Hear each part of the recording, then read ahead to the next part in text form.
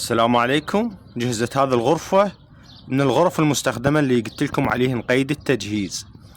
هذه الغرفة بالنسبة لمواصفاتها يكون سعرها مناسب جدا، سعرها 850 ألف دينار فقط. هذه الغرفة نجارة عراقية 100% وشغلها درجة أولى وشغل تزقام وشغل ثقيل. الوجه يكون صاج طبيعة 4 ملم، الداخل أيضا صاج طبيعة 4 ملم، يعني داخل وخارج صاج طبيعة 4 ملم. هذه الغرفة تكون نجارة عراقية 100%، الظهر مالها شرشوبة وشد براغي.